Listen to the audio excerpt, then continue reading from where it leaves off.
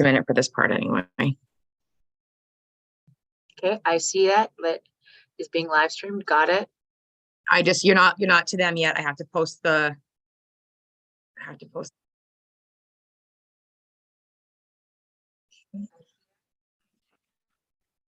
link.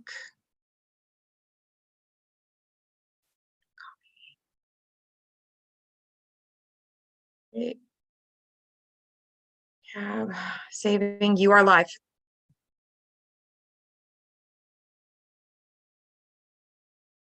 Hello, everybody. 6:30 Mountain Time. We're right on time. Listen, the only reason we're on time is because somebody else is running the show tonight. Thank you to Des from the Creative Hive. And you're now in my office on Treaty 7 land, which is now known as the central part of the province of Alberta. I hope you have a mug of something, a glass of something, and you're ready to settle in with us tonight. We have listen, if you don't know how you got here, because somebody made you come to this thing. My name is Dr. Jody Carrington. I'm a clinical psychologist. I spend a lot of time working with organizations and a lot of time spending time in some organizations that didn't treat their people very well. And I understand so much about the importance of we are only as good as people who hold us. And if we're not okay, the people we serve don't stand a chance. So we're going to talk a little bit about that tonight, this whole concept of burnout. So let's go. 60 minutes. I'm going to talk a little bit about it, but I want you to know a couple of things. I have access to the chat. I have the whole team is sort of watching the conversations that are being had. In fact, I'm going to get you to bring that up for me, Dale, on here, if you could. And then I can see everything that you come in. If there's any questions, if you think about anything, if I say anything and you're like, hey, just a second, I have a question about that, pop it in the chat. We're going to keep track of all of that. And we have reserved the last 30 minutes for a Q&A. And maybe even just to dive deeper into some of these concepts that you want me to talk a little bit more about. All right. So interact with each other. You can give us a sense tonight about where you're at. That's where I'd love to start. So this is the audience participation component. You know, we had over almost 600 people sign up for tonight. And I got to tell you, when I spend a lot of time with organizations, my favorite thing, you know, I've spent a lot of time with teachers and first responders and nurses and physicians and paramedics and oil and gas sectors, people who serve other humans in some capacity. And I have to tell you, I have never, ever seen this level of disconnect and overwhelm. And so if I were to take you through a little bit about, you know, our journey tonight in this next 60 minutes is going to be a little bit about dipping into a place of ripping our souls out. And I often say this every time I talk recently about, you know, this is not going to be a Mary Poppins sugarcoat the ever loving Jesus at everything. The other thing that I'm going to do tonight, I'll, you know, be honest with you, is I might swear a couple of times. I am really, really concerned about what the lack of ability to look after our employees is doing to the mental health of the people on this planet. And I'm scared. And sometimes when we're worried about things, what we tend to do is dig deep into emotion. And sometimes oh, shoot, we got to look after our people doesn't work as nearly as well as like, we are a friggin' disaster, a mother-packing disaster. This shit is getting real and we need to start talking about it. So that's what's going to happen tonight a little bit. Okay, so those are my two disclaimers. So if you got little ones hanging out, well, watch it. Okay. Now, not watch it, but you know, save your complaints for somebody else. I see that tonight we have Ontario. You're new. St. Albert, Didsbury, Alberta, Starbuck, Manitoba, Ottawa. Boy, do you need this. I'm so glad you're here. So send me all of the things where you're at tonight. I'm going to just put that up there so I can see you. Hamilton, Ontario. Hi, Steve. Carstairs. You feel like a mother packing disaster. Okay. You're my people. See, you're my people. And the issue is, I want to tell you this. I love what I do every single day. but more days than not, I question my ability to continue to serve. And I don't want to be in this place. I really, really, really want to believe. Hello, Buffalo, New York, Saskatoon, Kamloops, Evelyn, what the fuck is Evelyn? Okotoks, Athabasca, Milo, Florida. Come on, Regina. Look at this. Okay, so right now you're surrounded by people in North America, United States, and Canada. And we're going to sink in together. Okay. So some of you are really up late in Nova Scotia. Some of you are still in the early afternoon and some of your parts, but we're going to hang on tight tonight to some of the things. So I'm going to start really digging deep, first of all, because you can't address what you don't acknowledge. We want to we love to Mary Poppins, the ever loving fuck out of things. We're good. You're good. We're good. It's fine. It's okay. You're okay. We're good. Do you know what? The pandy's over. We're going to get back to normal. Okay. Thank you for your service. We're fantastic. No, we're not. We're not okay. Okay. You can't address what you won't acknowledge. And despite the fact that we want to get good, we are always in this place. We cannot address what we don't acknowledge. And what we often want to get back to, you see, we are most comfortable as human beings when we are in a state of emotional regulation, when we are calm, when we're okay, when you're okay and I'm okay. It's okay. It's okay. We're okay. It's okay. We want to lead people who are emotionally regulated. We want to serve people who are emotionally regulated. We don't like to serve people who are losing their friggin' minds, and be goddamned if we want to sit in the same staff room as people who are losing their friggin' minds. Okay? We don't want that. We want people to be regulated. This has been an age-old quest in societies in general, but certainly in our organizations, to get the most productive, committed, loyal, innovative, creative groups of people together to serve. Gosh, that's the point. Hey?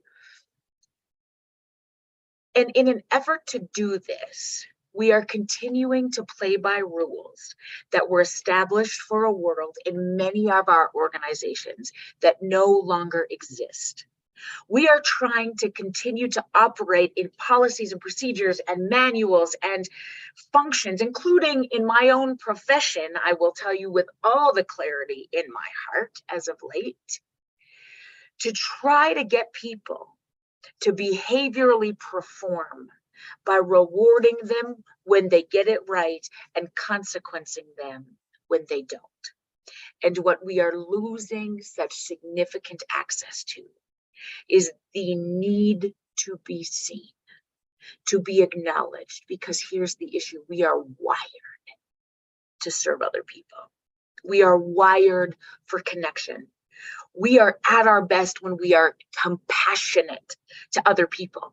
We love that. When we feel like we are serving, that we are useful in our positions, our jobs, regardless of what that role is, when you feel like you matter. Favorite hockey coach said this to me. You should see how fast I can get a kid to skate when I know the name of his dog. I will do anything when people appreciate me. When you stop appreciating me, when I stop being acknowledged, when I feel useless, futile in my role, my ability to continue to serve and perform will dissipate. Full stop. Okay? So here's the interesting thing about, let's just talk about the concept of burnout, the word burnout. Okay, if I look at the definition of the word, it was first established by a dead German psychologist named Herbert Freudenberger.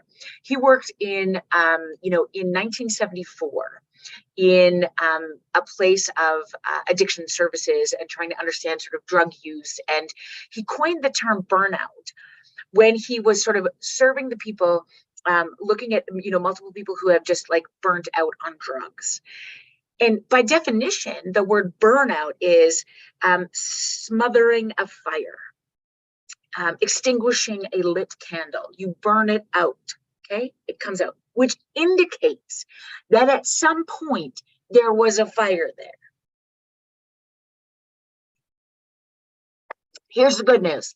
If you're burned out, there's hope. Because you can't be burnt out if there was no fire there. Okay? So let's hope that somewhere deep in the recesses of your soul, you know that serving other people, whatever capacity that is, if you are an obstetrician or a police officer or a tree mover, or you serve in oil and gas, and you believe to some level that what you do is irrelevant because you just make widgets, or you're just a daycare provider, or you're just a bus driver, or you're just a nurse, or you're what. Here's what we're going to talk about tonight. Generally, every time you show up in your place of employment today, you have the capacity to not only change a life, you have the capacity to save it.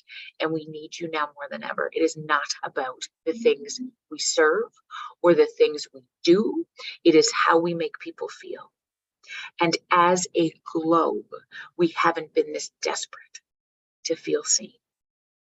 Nothing I'm going to tell you tonight is going to be able to give you any greater ability than you already have in your soul.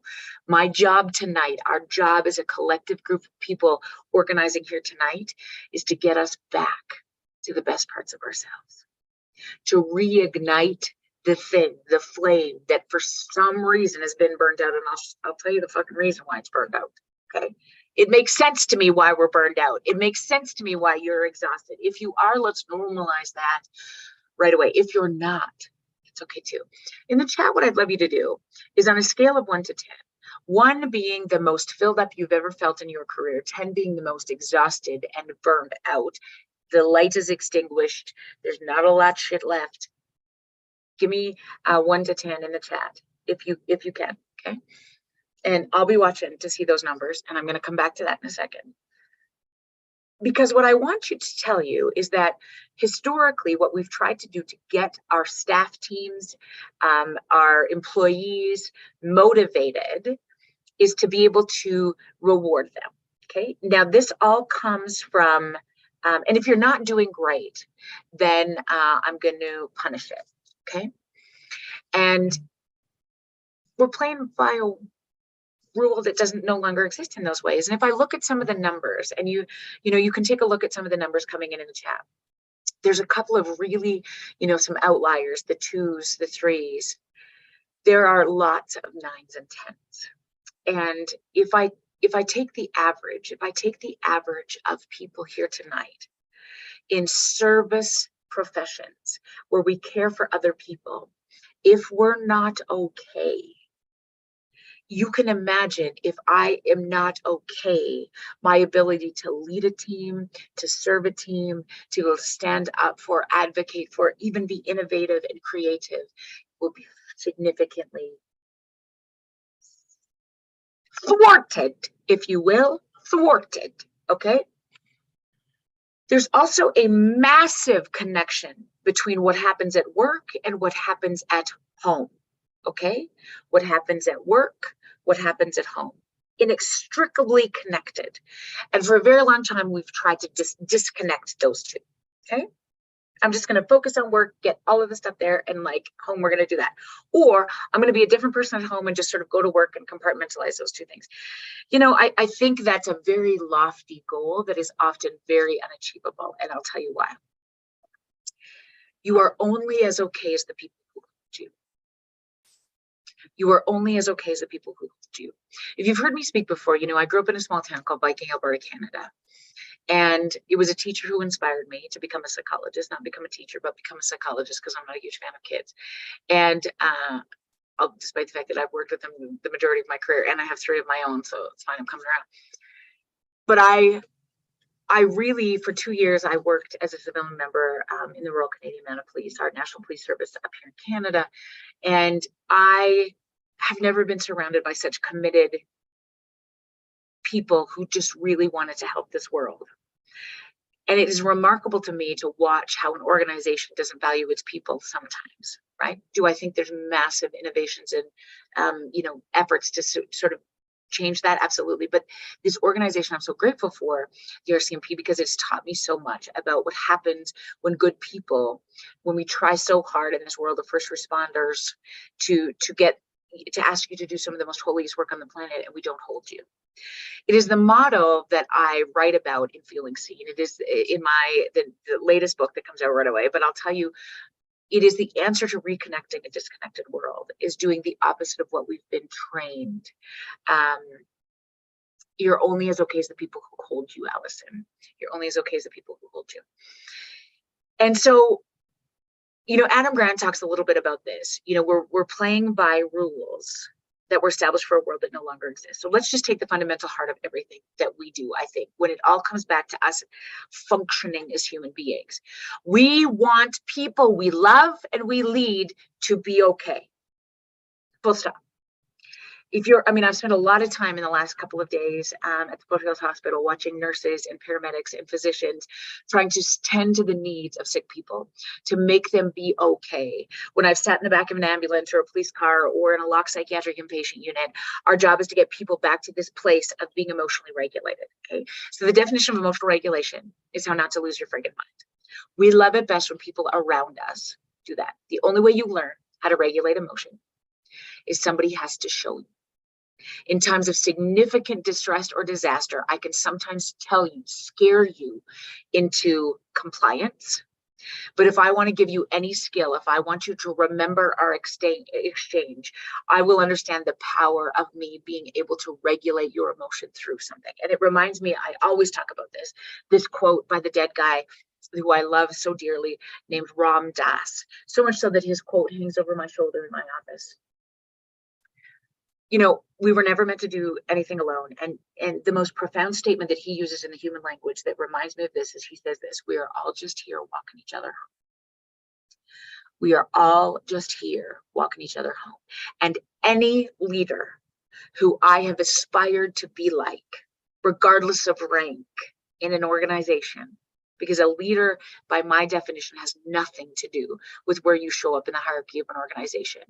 You can single-handedly be an unstoppable force as a custodian, as a whatever you want to put. The least paid volunteer person in an organization can single-handedly shift a culture. Ram Dass said this: we're just here walking each other home. And right now, when I think about the significant degree of emotional dysregulation that is happening on this planet, right, this is evidenced by things like divorce in this country has increased by 33% since the beginning of the pandemic in North America and in many European countries. One of the top 10 most stressful things that can happen in a family system, divorce, has increased by 33%, which means the people we're serving alongside, just that one little tiny statistic has meant, generally speaking, by about 30%, we got a whole lot more chippiness happening in our staff rooms and in the units that we're serving, the people that we're serving. Domestic violence, child maltreatment, never seen it this high. Emotional illness is killing us at faster rates than physical illness for the first time in the history of the free world. What is happening? We've never had this much access to research and innovation and people to be able to sort of tell us what's going on in this world. Huh? This concept of burnout is in fact not new. Freudenberger came up with this concept in 1974, older than me, ladies and gentlemen. Older than me. And he basically said this, which is not rocket science. If the stuff that is being asked of you at work is more than what you have to get filled up with or from outside of work, you will be burned out. Shocking! Freudenberger said that. Basically, what Freudenberger said is what we know in every industry and organization. If you spend more than you make, your company fails. If you drive your car and it runs out of gas, it stops running.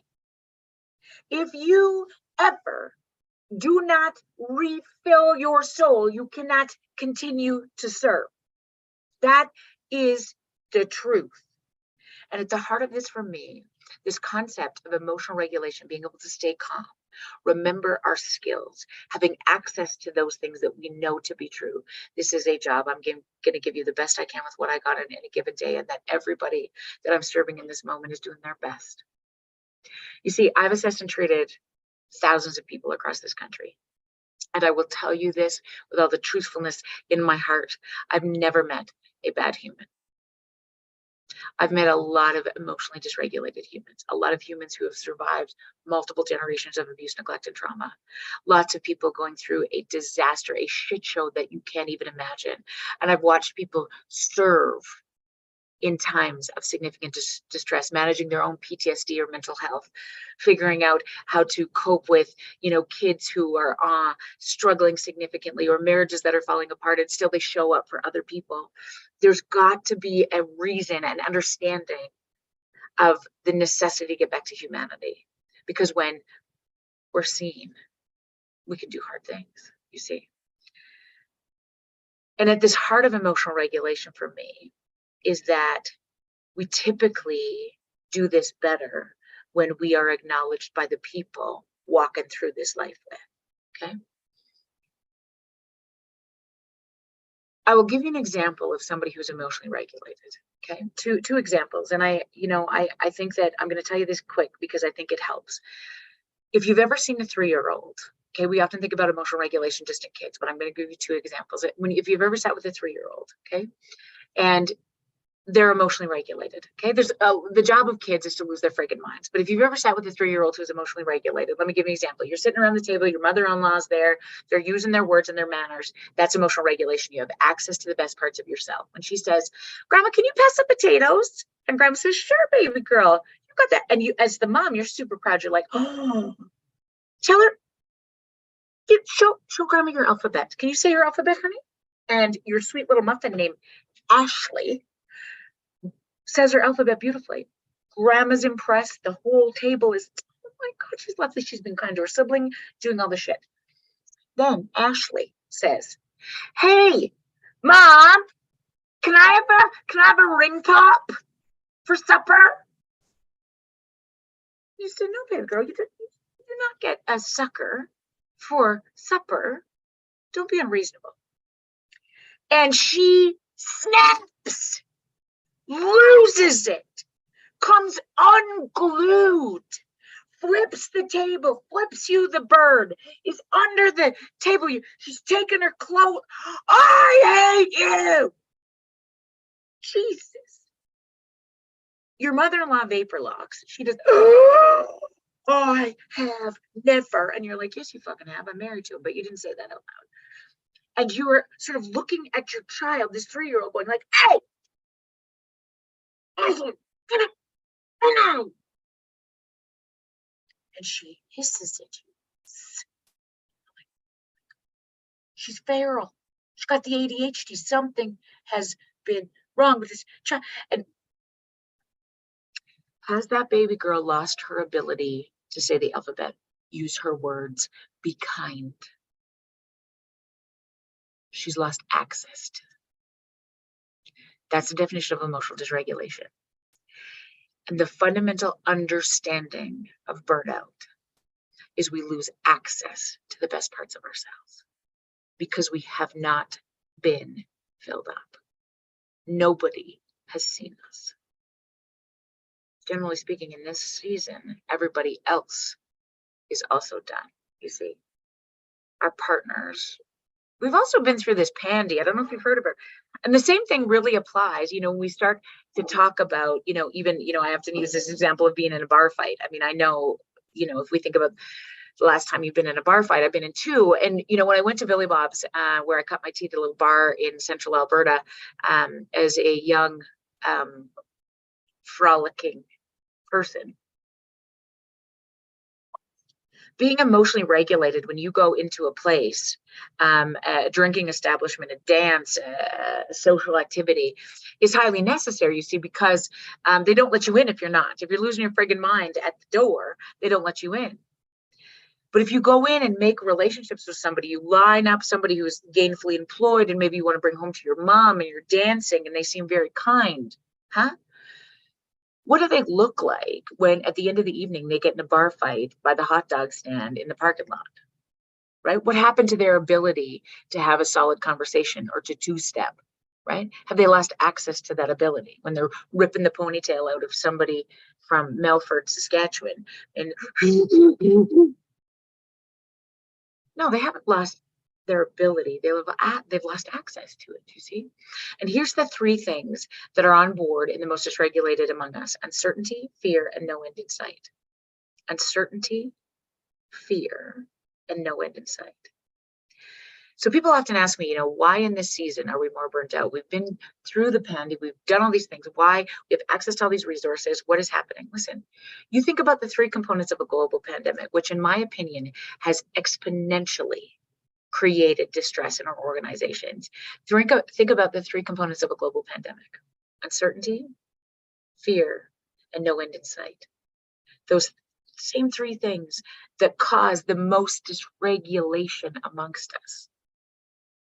So for the past 2.5 years, we've been in a bar fight. We've been like Ashley under the table.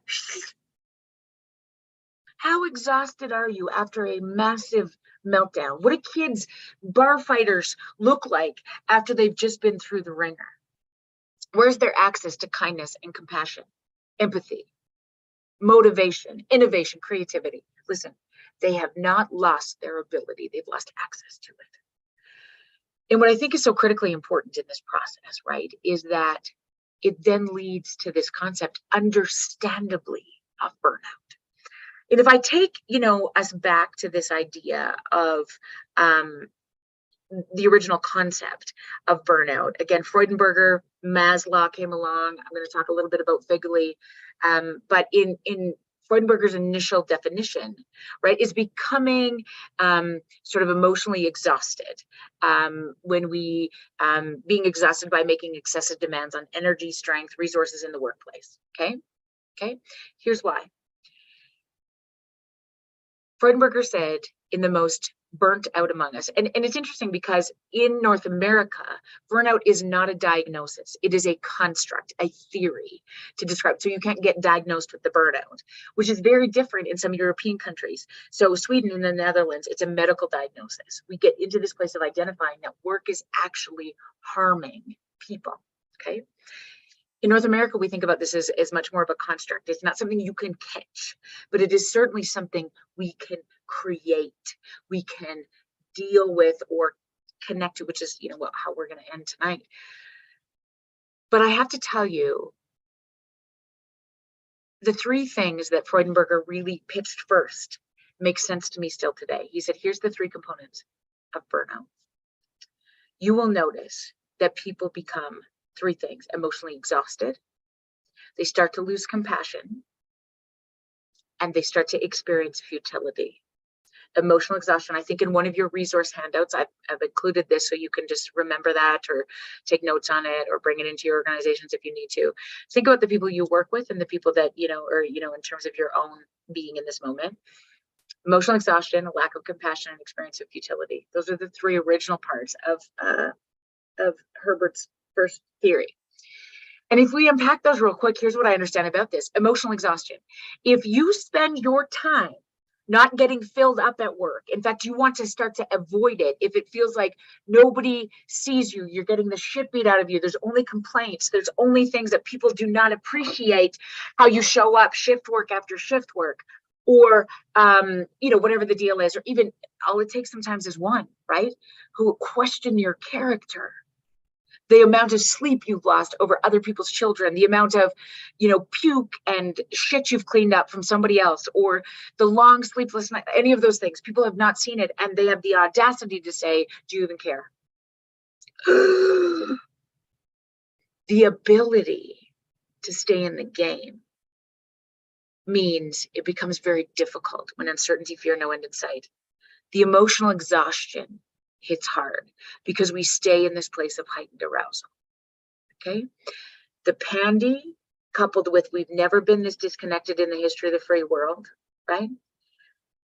Embedded in the pandemic, we not only encouraged but demanded that people work from home for the physical safety of our communities, right? Which made sense at the time.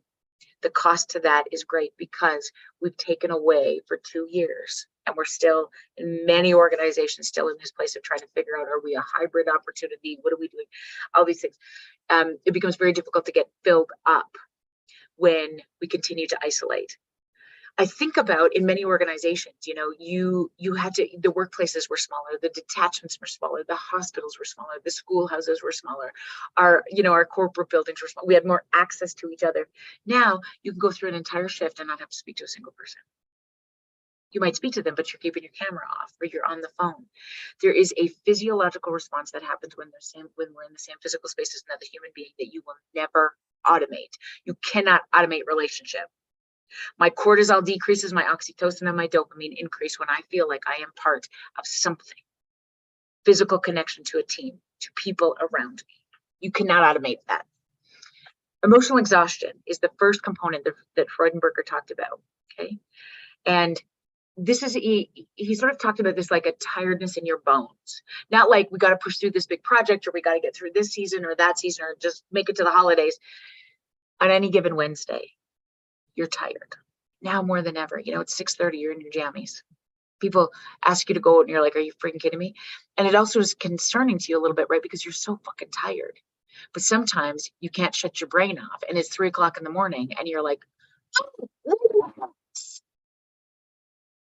because your shoulders are right here. Okay. 2, Freudenberger said, you will also notice a lack of compassion.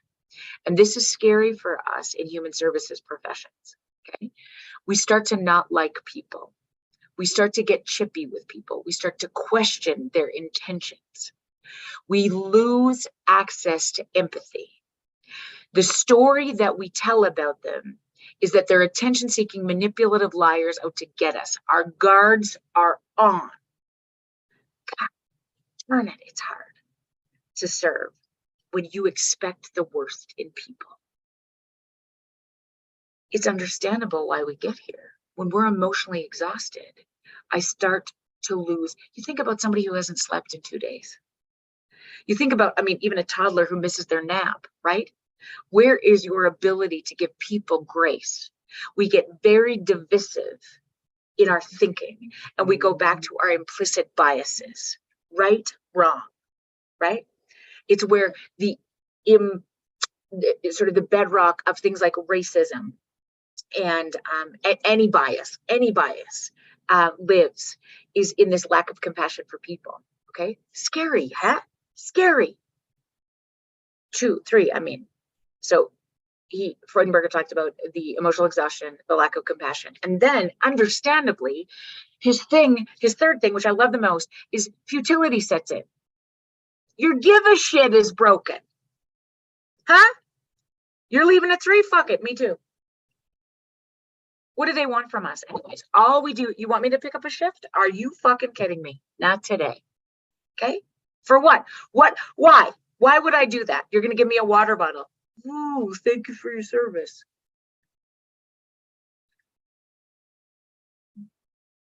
I understand it. Here's the issue. Misery does not love misery does not love company. Misery loves miserable company.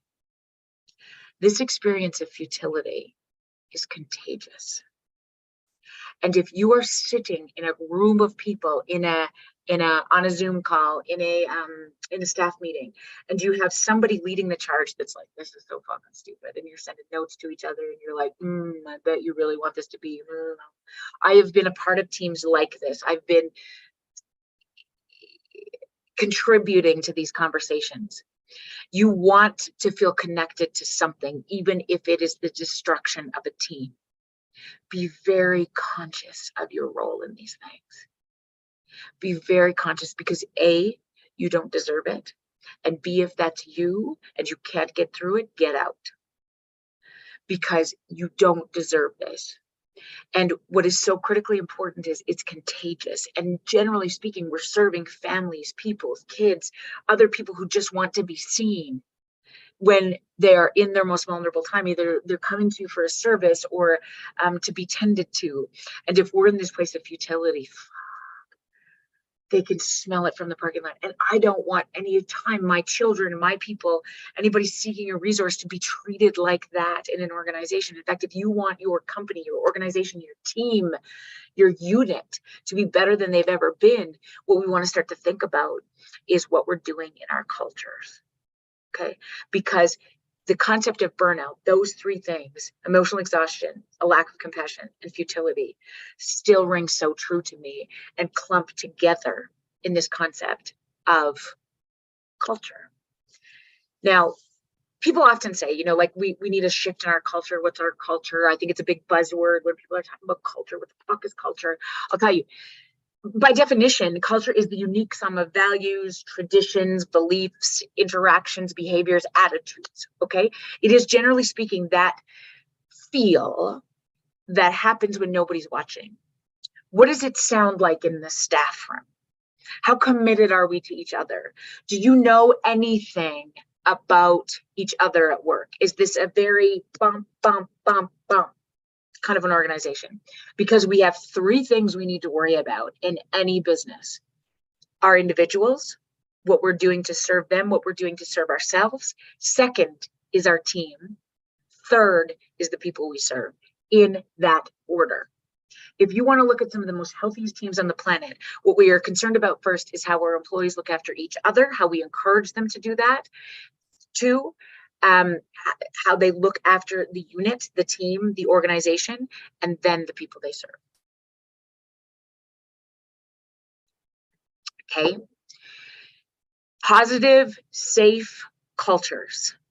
Positive, safe cultures where we are very conscious of diversity, inclusion, when we create safe places to land, when we understand that the unique nature of people is what we need to build the strongest cultures. Those ones attract talent, drive engagement, impact joy. Because can you imagine if we built, I got so excited there, shut the light up. If we built organizations where you could actually come to get filled up, not just to endure something and then go home and try to get it filled up. What if we blew this concept of burnout right out of the water and actually created organizations where it was like, I can't wait to get there because it's actually some of the best parts of my life. I cannot wait to serve so I can come home and tell my babies about what I learned today, or show them how great it is, or find something that I love, you know. And I'm going to talk a little bit about that, I think, before I end, about like, you know, you don't have to be completely passionate about what you do. Passion rides shotgun to purpose. If you understand that on any given day you could show up and change a life, regardless of the work that you do, it makes it a little easier to get out of bed.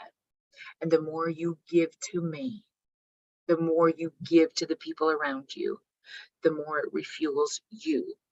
When we are understanding that we're doing this from a place of emotional regulation, okay? When we give, and don't receive, that's when the burnout comes, huh? It's not, anyway. I will tell you, culture is the most definitively, is the biggest predictor of productivity. What it feels like to step into a team, into a job, into a something, is so dependent on what the feeling is around the table. And I will tell you, despite the fact that this is sometimes the responsibility of senior leadership, it most often comes down to how you and me show up for each other. Okay, that's what it really comes down to. For the most part, you have to form it. We sometimes, you know, if you think about some of the teams that we worked on before. I mean, I was at the Children's Hospital, and I can, you know, I saw some names signing up for the talk tonight that I remember that I worked with back. There were some years that we had, I think, some of the most phenomenal teams, and some years that I questioned my self-worth every single day. When I think about some of the people that I got to sit with, you know, in the RCMP, I think about it was the people, and it was regardless of the work, the hardness of some of those days, the soul breaking, you know, components of, you know, child and family services work, or, you know, some of the psychiatric inpatient work. It was regardless of that. If I showed up with the people who reminded me that we were doing holy work, I can skate through walls. And here's what's interesting to me. One of my favorite quotes of all time: for the most part, you have to form the culture. It doesn't just happen by chance. Sometimes we think it does. But I think one of the fundamental understandings of this is that you have, what you permit, you promote. What you permit, you promote. And sometimes just when we're sitting around and it's okay to talk shit about people, or it's okay to be racist, or it's okay to do those things, we call it black humor, we get away from theater. Listen, there are, in every culture, every system, we have lots of excuses about the way that we show up and serve for the people that we care for. You can confidently serve in healthy places. And I promise you, culture has so much to do with it. And I will tell you this, the single most important predictor of healthy cultures is the amount of the measuring. Okay, so this is what I'm gonna say. If I only had to measure one emotion and I could predict to you in terms of the healthiness of your organization, if you said to me, Joe, can you come into my company, my unit, my staff team, if you could come into my office and single-handedly measure whether we are doing, any particular team is in a great place, you know what the one emotion I would measure? It's the most vulnerable emotion on the planet. Would I measure how many complaints there have been? Would I measure how much shit, I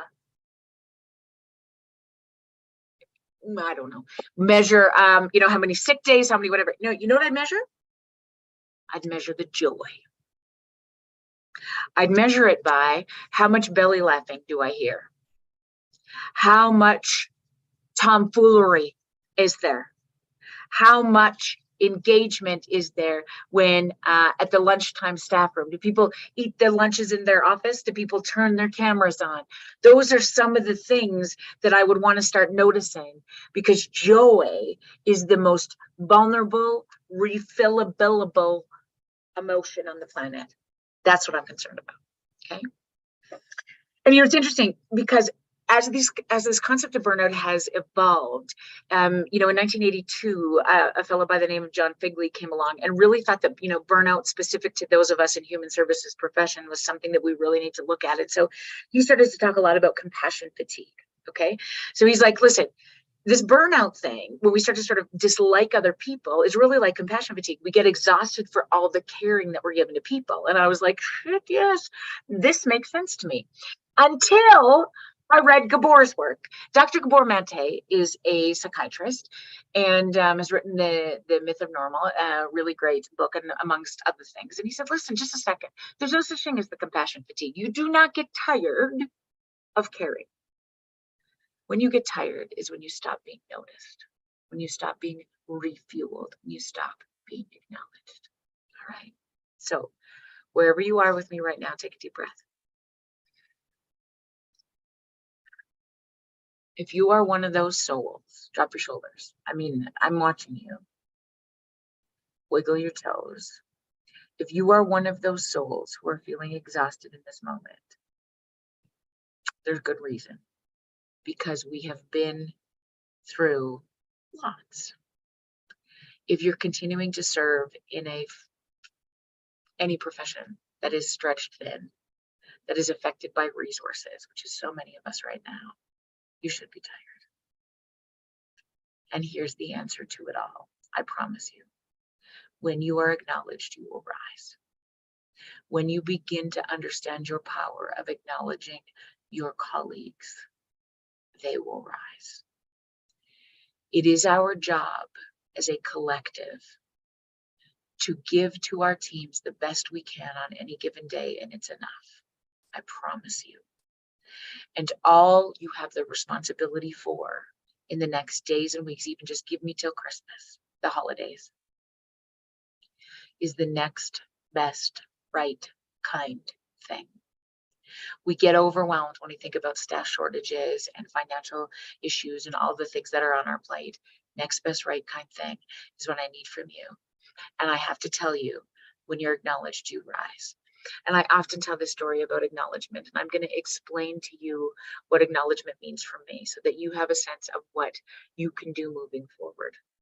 I'm going to give you the lessons that have been taught to me in the last, I don't know, probably year by Indigenous people more than anything, because see, this word acknowledgement has become very sexy as of late. And I never understood it. I got a PhD in this country, you see, and I didn't understand the ask of acknowledgement by Indigenous peoples in this country. because I got a PhD in this country and I never, not one time, learned about the residential school system. Not one time. I do not remember anything. But for those of you that don't know the history of our country, cultural genocide occurred where by an act of colonization, colonizers came in and overtook indigenous peoples who lived in this country first and attempted a cultural genocide, which means moved children into residential schools in an effort to wipe out and create whiteness in this privileged place. And we are now having a reckoning. In 2015, there was a 94 calls to action around addressing, creating some reconnection, repair, healing in this country. Because right now in care is a direct result of the residential school system. 74% of kids in care are Indigenous, and they make up 10% of this population. I never one time asked about why that was true when I was serving in child and family services, and I never one time, talked about reserves or why there was a significant history of abuse and neglect in a particular place in our history, because it was just what I assumed to be true. And for the last 5 years that I spoke across this country, many times I have sat through land acknowledgements, okay? Because one of the asks in the 94 calls to action in the Truth and Reconciliation report in an attempt to repair in this country has said, listen, can you acknowledge the lands on which peoples originated? And so, there's a token check marks that happens many times in the many talks that I've given. The ask has been to open with a land acknowledgement before we do anything public. And so I've sat through many of them. Okay, like this. How many times do we have to do this? We've already apologized. Let's move on. Okay. We want to get back to the state of emotional regulation. We're good. We're good. Despite the fact that we have not unearthed babies across this country and across North America, we're good. It's good. Let's move on. Okay. Here is the definition of acknowledgement as I've come to understand it. And as you take this definition and put it in your heart, I hope that it will be something you can use to serve the people you walk alongside in this journey, whatever job you're doing in this moment. Okay. An acknowledgement is not two things, but it must be one. It is not an apology. You can't apologize to your colleagues for the state of fuckery that you might be in a particular case. It's never a one-shot deal. You cannot try the relationship thing. You cannot try the connection thing and think it doesn't work. We are wired for connection. It never gets old, but it must. The one thing it must be genuine. If it is disingenuine, don't do it, because it can be useful. It can be debilitating. Okay. So here's the three things about acknowledgement I want to just give you with all the love in my heart. It is not an apology. When I sat through many land acknowledgements, and I've heard people across this country say, we've already apologized. The Pope came over and apologized. We've done a few other apologies here. We're good. Okay. Repairing a relationship is so critically important. And when I apologize for wronging you or saying something bad to you, okay, that's okay. An acknowledgement is something very different. It is actually a sacred space of holding space for another human being, of seeing. By definition, it is an act of bearing witness to. Can you imagine if you came into an organization where people acknowledged your contribution, your commitment? Can you imagine what that would be like? If there wasn't, it's not an apology, sorry, you have to serve today. Sorry, we're so full on the unit today. Versus an acknowledgement. Your expertise, your brilliance is so needed here today. I am so glad you and that kind heart are here. We need you today. An acknowledgement is not an apology. Sorry for the cultural genocide. We good? See, we don't like it when people are distressed. Our employees, our partners, our children, we want to fix it. That's not what we need right now. We need acknowledgement. Okay. Number two. When we say, how many times do we have to do this acknowledgement bullshit? I will tell you, Eric Mosley's done this beautiful study. He created the work human movement, which is sort of this HR based group of people that come together to provide services and information. And I listened to him speak once with Tarana Burke and Simon Sinek and Brene Brown, and I was blown away when he said, listen, the greatest thing that you can do to get productivity out of your staff is to appreciate them. And when I was listening to him, I was like, oh gosh, this acknowledgement thing, it's the appreciation, those two things are interchangeable sometimes. And he said, this very beautiful research says, if you acknowledge your staff 0 to 2 times a year, turnover rate is about 27.2% across industry. 0 to 2 times a year. Think about how many times we do this in organizations, particularly corporate or government-run organizations. 0 to 2 times a year. We have Staff Appreciation Day once a year, or maybe Staff Appreciation Week. Woo! Or it's Secretary's Day, or it's something. 0 to 2 times is very, very common. And so Mosley said the question then became, how many times do you have to appreciate your staff for them to sort of decrease the turnover button? Huh? You know what the number is? 12. Wait, you have to appreciate your staff 12 or more times a year to decrease turnover? He said, yeah. If you appreciate your staff genuinely 12 or more times a year, turnover drops to below 2%. What? We don't have the budget for carnations or water bottles 12 times a year. And Moses said, just a second, it doesn't even have to have a monetary value. It doesn't have to have a monetary value. It is building into the culture people's ability to say, I got you. Hey, that was amazing today. Did you see how you handled that family? Was amazing to me. I love coming on shift. Do you know what? I know you had a hard shift yesterday. I brought you some snacks because I remembered you really like the high juice. What's your favorite coffee? Right? Lucky. We took a list of everybody's favorite coffee at the beginning of every year, not because we can afford to buy everybody coffee all the time, but when somebody's having a really shitty shift, I'm going to look and see, oh, yours is a cinnamon dolce latte. I'm going to bring that, put it on your desk. Do not underestimate your power today, okay? Because it doesn't need a monetary value. And I just found that so fascinating. And the other thing that it must be, okay, this true acknowledgement thing is it must be genuine. If it's disingenuine, if it's done as a check mark, thank you for your service. We're so grateful that you serve in this organization. Here's another water bottle. What matters most is it's genuine, that you come out from behind your desk, that you make the extra effort, that you stop in, that you go out to the bus lane, that you come in.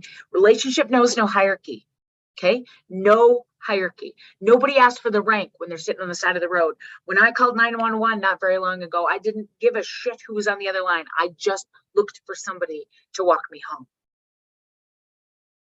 regardless of rank. When somebody steps into this process to be able to acknowledge you and it is genuine, oh my goodness, will I fight hard to give you my best self, okay? I mean, think about what happened, when somebody, I'll give you an example of this the other night, okay?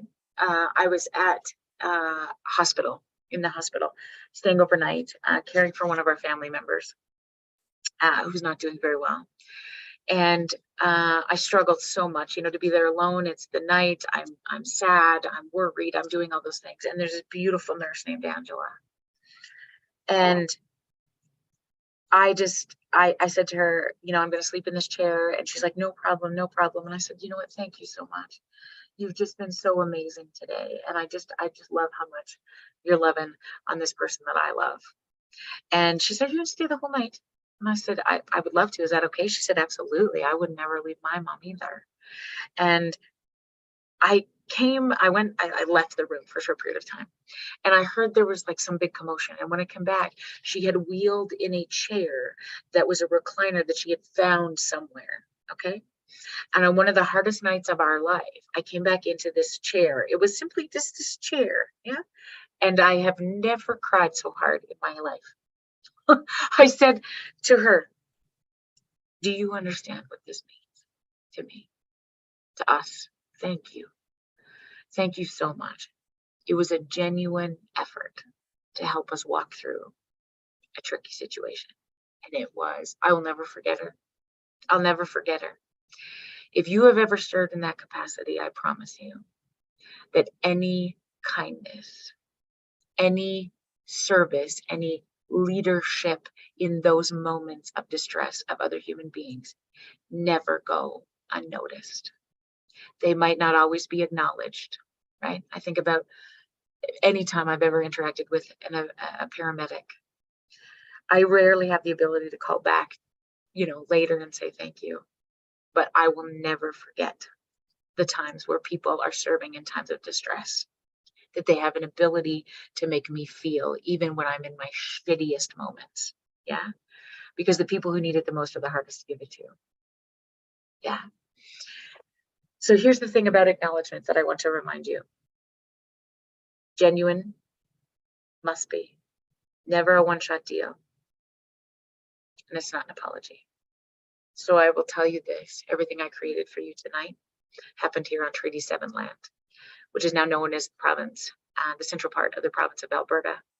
It is home of the Blackfoot Confederacy, which is made up of the Siksika, the Kainai, the Piikani, the Tsuut'ina First Nation, the Stoney Nakoda First Nation, and the Métis Nation Region 3. To truly acknowledge what it has meant to raise my babies, to serve in this place where so much sacrifice has been made, I remember this all the time. Because trauma, anybody who's been marginalized, right? Often when we're in a position of privilege, we're doing the working, the serving. And it is a gift. It is a privilege. It is holy work. And so much of our time, dear ones, the ask of us is to simply acknowledge each other as we navigate through this journey called life. If you are being served by people, do not ever underestimate your ability to say thank you, to be kind. If you are working alongside people who you see are tired because you're tired too and you just wish somebody would fucking do this for you, I get it. Whatever you've got today, in the next days and weeks, if you have the capacity to give it away, you will receive it. Next best, right, kind thing is our only job. And I will tell you, one of the biggest things that I've learned, I think, in this place is the power of boundaries. It is a prerequisite for empathy. When we have the ability to look after you, and I don't mean, I've really hated the words boundaries for so long because it felt so contradictory to this building a platform of connection and reconnection. But if I'm going to continue to serve, I have to look after me. I have to surround myself with healthy people. I have to drop my shoulders. I have to hang on to me. I have to be able to remind myself that some days are going to be shitty. It doesn't mean I'm in the wrong spot. That some days, if I love what I do, I'm going to disappoint my kids or my family. My purpose is what's clear. We are just walking each other home. And in positions of privilege, that is where the passion lives. You cannot tell your children how to be great or anti-racist or kind. You have to show them. It is the biggest antidote to burnout. It is the biggest ability to reignite when we just really remember our power to simply be not only life-changing these days, but life-saving. I often think about this, courage over resentment, clear is kind. When I can only give you so much, I got to let you know. When it's getting too much, I got to let you know. And when I have the ability to acknowledge each other, I will be better for you for it. And I often say this, I'm going to be in this place someday where I will I don't know. I mean, here's what I believe. I wrote about this in Feeling Seen. That you got to call your shot. Okay, if you don't know where you're going, you're never going to get there. You got to call your shot. So I'm going to create a platform where people feel safe and heard. And I'm going to destigmatize this understanding of emotional dysregulation and mental health. Without a doubt in my mind, I'm going to write a New York Times bestseller so that I can tell the world about it.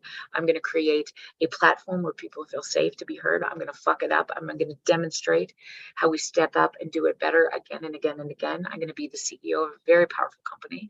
I'm going to sit on stages with Pink, she's my favorite right now, and Shonda and Oprah. I'm going to do all of those things. I promise you that.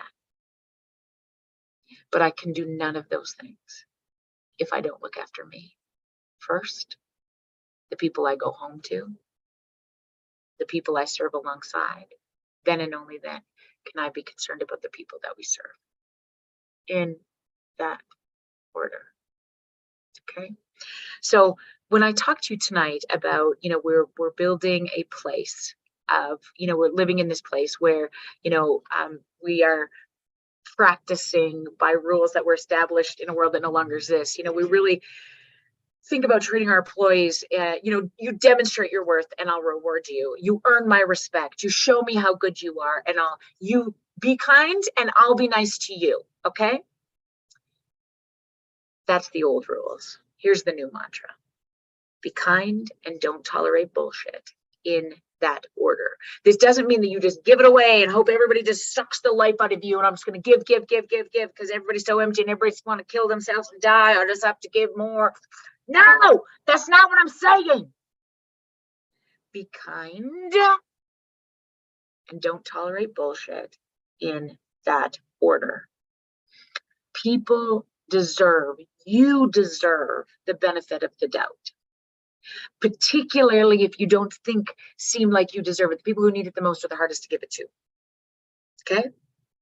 Be kind and don't tolerate bullshit in that order. That's, from my perspective, the new world order. And I will tell you, I know we're going to jump into question and answer right now, but the thing that I'm most excited about probably right now is the launch of Feeling Seen, which is a book that is published by HarperCollins. They asked me to write a book for them during the pandy, and I was like, let me check my schedule.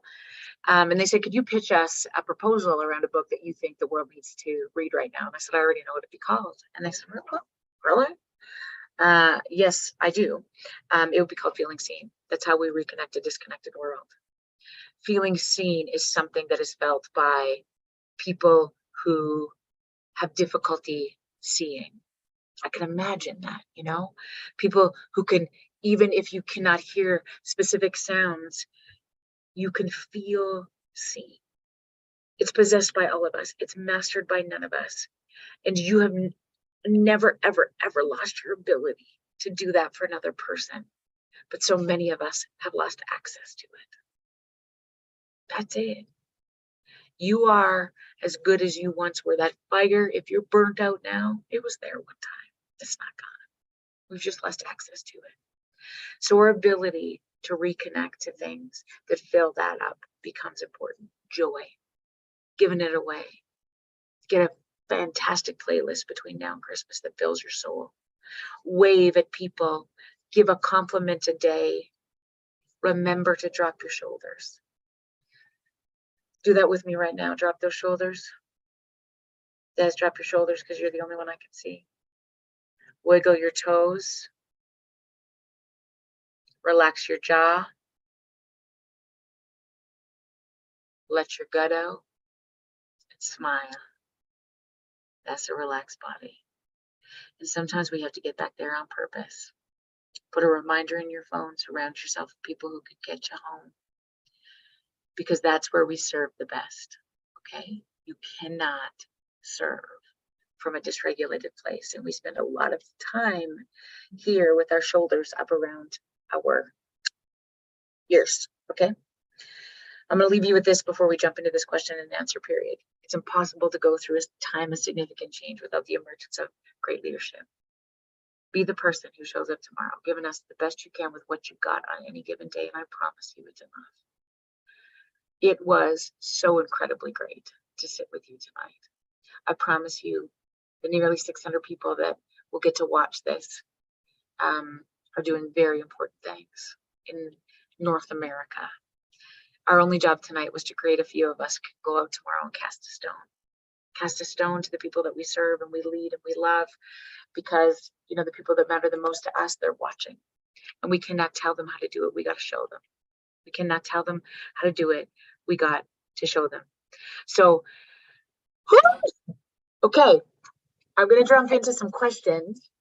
And I'm watching you give me some of those things on here. But if you have any questions that you want me to answer, I'm so happy to do it. Put them up in the chat now. Daly's watching and Stacey's watching. And so I'm going to jump into those. I have one from Tamalia that I'm going to kick off with. Let's talk about the emotional burnout at home. I often look forward to going to work to disconnect from the responsibilities and weights from me at home. Man. Here's the number one thing. I love work a lot. And I feel this so desperately. And here's the thing that I want to remind you of at home. We often feel most competent when we are feeling successful. And I will tell you that often we feel the most unsuccessful with the people we love the most, okay? That is normal. People should get very dysregulated at home. That is their job, okay? We should have pushback from our kids. We should have hard conversations with our partners. That's where we should feel the most incompetent.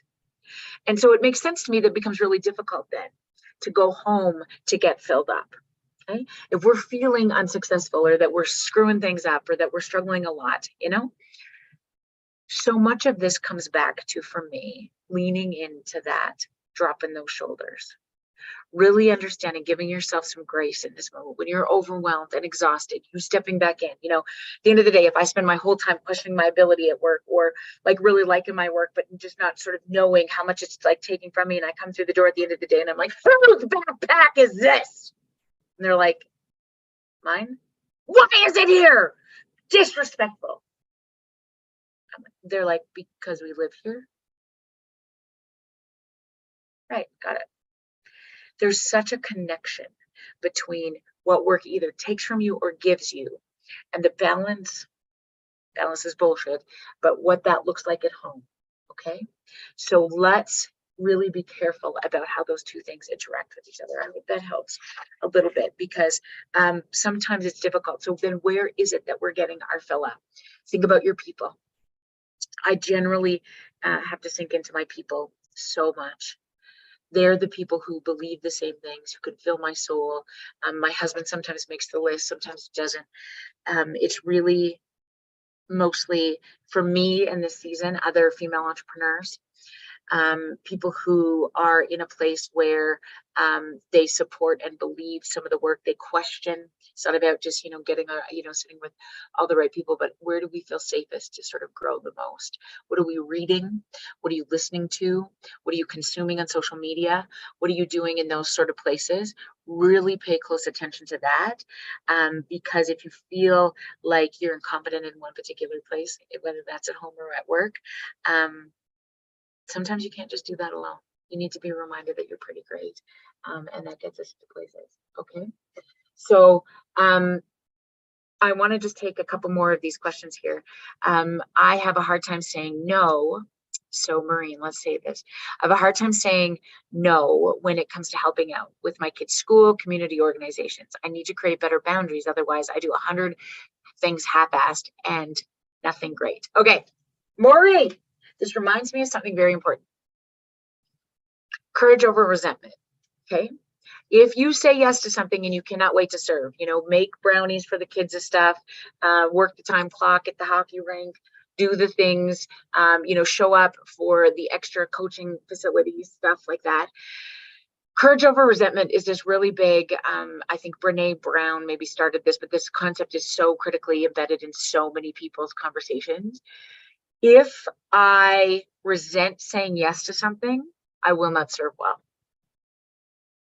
If I can say, it really relates back to this thing around clear as kind. If I have the ability to say, go all in. I write about this in Feeling Seen, where I'm like, I used to take every appointment I could because I felt like my job was to serve this profession and people in any particular community where I was working well. So yes, you can come for a session Saturday night. For sure, Sunday night would be really good. Yeah, no problem. That would be really, really great. And then I'd be like, shit, it's Saturday night. I have a family. My kids don't want me to go. I sort of resent saying yes. And so then I show up to that appointment like this. How can I help? Versus when I have the ability to know, okay, I'm going to be really resentful if I don't set some limits around those things. And I'm going to say, listen, I would love to see you.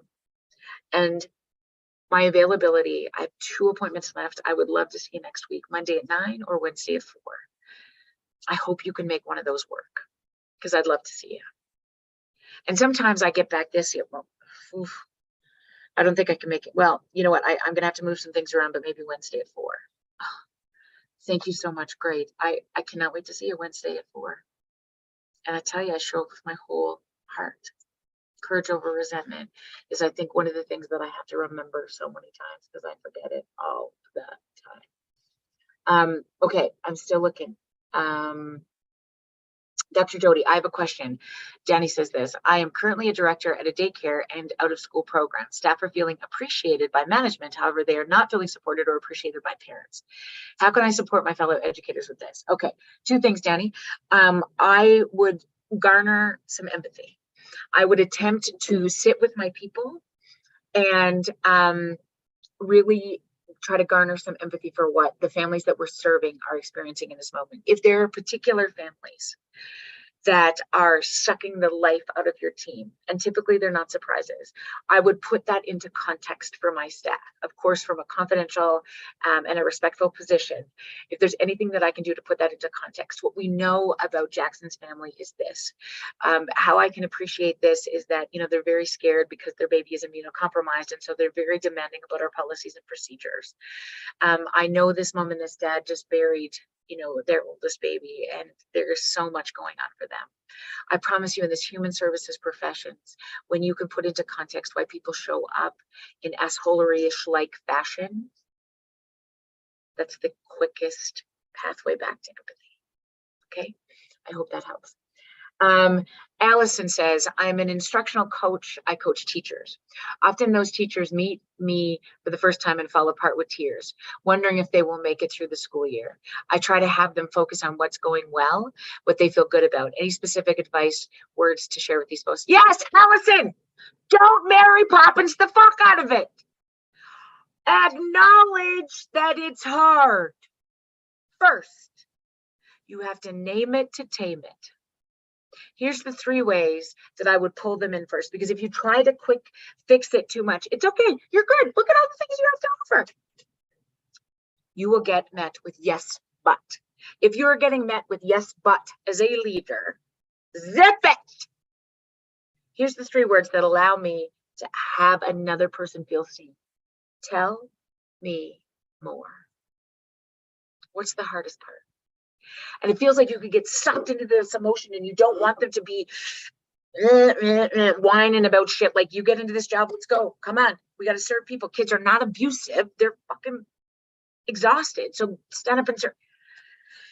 Sometimes that's what we want from our people. But I tell you, you have to acknowledge them and then they will rise. What's the hardest part? Tell me more. You're worried you're not cut out for this. I bet. Hey, you're losing sleep. It feels like nobody gets it and they just really don't appreciate you. Let me tell you something. This is important work. And when you serve dysregulated people, there's going to be really hard days. Sometimes those are our best ones. I'm so glad you're here to be able to give this to these parents who need it so much. And when you need to get filled up, when you need me to remind you of that, my office door is open. Because I watch you work with these families. I see this mom who shows up again and again. That's because of you. I hope you don't quit. I hope you don't give up, because I see so much in you. That's fuel. Okay? Okay. I've been learning, I've been leaning on my people a lot lately. I feel like I am becoming, this is maybe Jenny, I feel like I'm becoming, I feel like I'm becoming too much and burning them out. How can I avoid these feelings? Good friggin' question. Okay. So a couple of things that I really want you to think about in this way is hanging on to your people. I want you to, what fuels you? Sometimes when we're leaning on other people, we might feel too much. Checking in with them about that is really critically important. Also, here's the two things that I hate the most. That is the biggest truth. Moving your body and drinking your water is so critically important. If you are not doing those things and you're leaning on everybody else to fill up your soul, we got to do our best to look after us. Okay? Drop your shoulders, drink a little bit more water, get your body back into a state of emotional regulation to the best of your ability. And I promise you, it will be easier for you to become the support person in some of those times, which also fuels your soul, rather than, feeling like you become a burden in some ways. Check in with people. We all feel like we're fucking burdens sometimes we are. But sometimes I think just questioning, leaning into those things really becomes important. Okay. Frick, Jody, you're amazing. Thank you for that. Oh, hi, Tamalia. You're amazing too.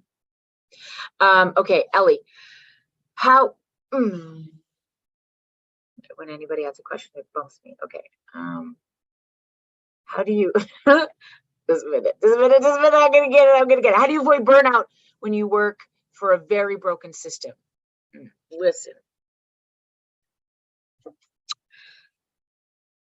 Take a number in the broken system world, okay? Because I've been so frustrated by the education system some days and so disheartened by the world of first responders and health services. Two things. You can only do what you can only do. Next best right kind thing. Okay? You give me the best you can on any given day and it's enough. I often forget this. We are in North America, so many of us, right? There are many places around this globe that don't have, well, in this fucking country, that don't have clean drinking water. We are wired to do hard things. We are wired to show up to the best of our abilities, even in the longest night shift, in the most discombobulating, grief-stricken places on the planet. All we can do is your next best right kind thing. And in the most difficult situations where you think you haven't mattered the most, my gosh, you have been. You're woven into the trajectory of somebody's story. If we can lean on those things, if we can write those times down, if we can remind each other, I don't know if I'm going to show you this right now. I might. I don't know if you can see this. That's my board. Okay. So on that board is every note, every thank you, Jody, every picture of the people who really matter to me. This is my Rhea, my Tanissa, my Leah. Okay. I have to keep them there. This is my babies. Okay. And my personal husband, who I sometimes love.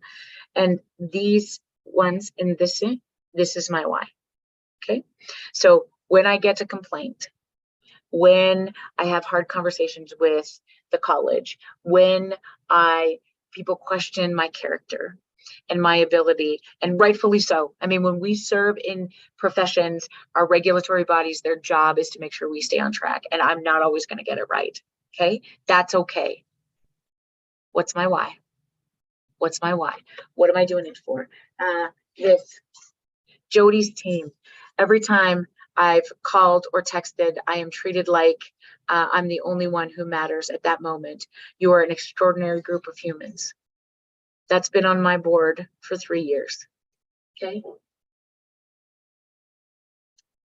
I am so grateful for your words, your wisdom, and your humor. Your lives helped this teacher get through such a hard time. I appreciate that. You talk about grief as well, and having experienced a terrible loss 3 years ago, you're the reason that I keep going. Okay.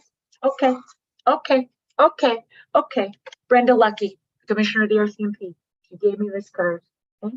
She's a powerful woman who blows my doors off every single day. Huh? If she can do it, I can do it. So many people on here. Yeah. This, every child matters. This, oh, I'm going to bring the whole thing down. Okay? This piece of oak that was created for me that said, listen, these represent all the unburied babies, right? The first time they unburied the babies, they said, thank you for showing up and trying to learn. Okay, I'm going to bring it, bring it, bring it. I have to, in the hardest moments, sit into those things, because it's not about avoiding the hard moments. It's saying, fucking bring it on. Bring it on. If we're going to step in and do hard things, huh? If it was easy, everybody would do this work, you guys. It's not, right? No. Watch me. Watch me. We're just getting started, and I'll tell you why. Because never in a time before we needed somebody who believes that we can make a difference in the world. And I really, really hope that after tonight, that's you. Okay. Sometimes we get busy trying to get through it. That by the time we recognize the burnout, the ability to fight to get it back is diminished. Shit. How do you know when it's time to step back or leave the profession? Okay. Carla? Whoa! Good question. How do you know? Here's a couple of things. And I don't know if there's a definitive answer to that, because you know you better than anybody on the planet. But I will tell you some of the things that I try to remember most of all in this place of, do I feel a couple of things? Can I ground myself in a moment? Can I, when I get overwhelmed by, should I be here? Am I enough? Am I burnt out? Am I serving anybody? Blah, blah, blah. Those questions are really way too big in the moment. What I want you to do, if you're able, as much as you can, drop your shoulders, relax your jaw, wiggle your toes. Think about every single time that you've impacted somebody in this position. Whatever that is that you do. Do not underestimate that. And then the question becomes, right? Why do I do it? Who do I do it for? Am I making my people proud? Is there a way that I can get back to there again? Surround myself with, fill myself up with people. Then the answer will become clearer to you, right? Then the answer become clearer. There's no right or wrong. There's no right or wrong, right? But if you are not okay, the people you serve don't stand. Watch you the chance. Okay? It's not about you've lost your ability. It's about access to it. Joanne says, in the beginning and in the end, all we need to know is we matter. Oh man. I have this quote in my classroom. I read it every single day. Thank you, Jody. Your quote has got me through some very hard days. I love that. As a leader, Carrie says this, as a leader, I try to ensure my people, staff, students, and families feel acknowledged, heard, and supported. I feel burnt out, though, as I'm not feeling acknowledged. Leadership is lonely, and it's getting to be too much. Yes! Okay. I love the loneliness and leadership perspective, because I feel like, okay, so, Aaron and I would talk about this, even as we build, as I'm building this company, this is what I feel like so much, like, heavy is the head that wears the crown. That's what they say. And like, I've listened to set with some of the most incredible female entrepreneurs on the planet, and I sat with them, sort of asked this question about, like, are you friends with your people at work? Do you hang, like, where do you get filled up? Okay. I will tell you that what's so critically important is that there are many leaders who feel isolated. There are many people who don't feel like other people get it. So two things. It's about stepping outside of the profession to get your heart filled up. Okay. Sometimes. Okay. If you also, I lean into like-minded people. If I cannot find that, I find people to follow on social media, podcasts to listen to, books to listen to, things that are like going to inspire me to want to be great. And if it is like a certain group in your profession, right? If it is the highlight, the pinnacle of, for me, I listed a bunch of mental health practitioners that I really adore. And so I watch a lot of their stuff, and I'm learning. That's where I feel sort of most confident. If I pay attention to other, from my perspective, working moms who are building, female entrepreneurs who are building their company and their families all at the same time, is it possible that it can be done? Fuck yes, it is. So let's surround ourselves with people who believe that to be true. It really is about creating a circle that can fuel you, not drain you. And to find those people, you don't even actually have to know them, because one of the beauties of social media is we can find places to get us filled up. So that would be, I think, my quickest piece of advice. Those things. Okay, so Rowan says, how do you find more new things to fill you up? Okay, I got to get back to the basic three every time. My people, who are they? Who are my basics? Not how many friends you have. Who fucking cares about that? I mean, your people who know your character, who can make you question yourself, make you grow, want to be better, do better. Okay, lean on to them. Death ends a life, not a relationship. Even if they're no longer on this planet, you have heart to hearts, come to Jesus with them. Dropping those shoulders, I'm telling you, however way you can get back into your physical body. If it means exercising, doing yoga, even just reminding yourself to drop your shoulders every hour, that is where access to your best part comes. What is your why? Why do you do this? Be very clear on that, right? And it isn't about changing that, it's about getting back to that. Okay. So I hope that helps. We got 5 more minutes left, my dear ones, because I know you have many things to do. Thank you, Dr. Jody. You inspire me to be the best I can be and remind me that I'm normal, and we have to continue to learn to do better for each other and for ourselves. Yes, Allie, this isn't an end game. Okay. We will always need places to land. And that is one of my biggest motivators. The thing that gets me out of bed every morning is, how do we create a platform where people can come and feel safe enough to have big, hard conversations, to get filled up, to find some levity and some humor, and to understand that mental health is the single most contributing driver to overall health and commitment to our communities and our marriages and our families and the biggest commitments in our lives. It is who you sit with. When you sit with the winners, the conversation is different.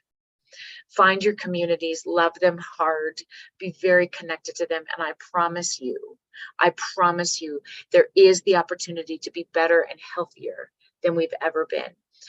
Marianne asked this question, suggestion for staying connected to virtual teams. Turn your cameras on. Position your camera so that it matches your balls. Put the light in your face. Those are some things that matter. Okay. Even after all of these, a couple of years, we really sort of like, no, leave your camera. Listen, I need to see you. Okay. Correctional services and burnout for our staff is real. We really need to walk each other home. Oh, April, amen. Start loving on them. Remind them that they are serving the most marginalized among us, and it is critically, critically important. Okay. Parents feel the need to protect their kids. Is it okay for them to know when we are feeling down? Carol, great question. Professional boundaries is a really interesting thing. And I want you to question, as you share with them, vulnerability is so critically important. If it is going to benefit the relationship, if it is going to allow them to see you as vulnerable, not put them in a position to be your filler-uppers. Okay. It can be a very powerful thing to be able to be connected and to be real with your people. And it's also very important to understand the intention behind that. I think that's the biggest kicker for me. Okay. Listen, I'm going to wrap up tonight because it has been such an honor to sit with you tonight. Thank you so much for investing in this and each other. I'm truly honored that you would commit 90 minutes to spend some time with me and our team, who is just so very grateful for you. This is part of a workshop series that, we really just tried to establish how, as a platform, we can continue to serve. How can I show up and provide really affordable, I hope, little snippets around mental health, work, and team connection that I think really can make people better that it's consumable, that it's accessible, that all of those kind of things. So this workshop series, we're going to continue into 2023. The next one is on grief. And I'm going to invite my friend Jeremy Allen onto the next one. It's December 15th. And it's going to look very much like this. It's going to be a little bit longer, but still lots of resources like you'll see. You have 48 hours to watch this now. So, if this is something you're going to do with your team, or you want to rewatch and take the notes, if you couldn't join us live, all of those things, it starts from when it gets uploaded, which will be very shortly. Your platform to watch it live is here. Right here. You don't have to go nowhere else. You come right back here. There's a link for you. That is where you will find it again. Okay. And we can't extend it. So because of the platform, I cannot extend it. And we're going to get lots of questions about that, and I'm happy to answer them. But the 48 hours is so sacred in so many ways to this platform. But I promise you, I'll keep showing up with again and again and again a workshop series. There's going to be a survey that we'll send out to you if there's anything you'd like to see me talk about. I'm so happy to do it. Grief is the next one, and then we're going to make a whole a workshop series probably once a month where we could show up in platforms like this through all of 2023. Because my only hope is that we make people feel seen. And you do that for me every single day. So thank you for showing up for me, for this team, to this incredible team behind the scenes, to Desi. Thank you so much. The Creative Hive has been our saving grace. So thank you for, helping us get through this again today so beautifully. And my Dale and my Stacy. Dale's our head of these events. Stacy is my creator of all of my content. And my Caitlin is the marketing guru behind all of it. So this is just me getting to sit here and talk about the things I love, but all of these amazing women make it happen behind the scenes. So thank you for showing up with me tonight. Look after each other, be kind, and don't tolerate bullshit in that order. Thanks for being here, everybody.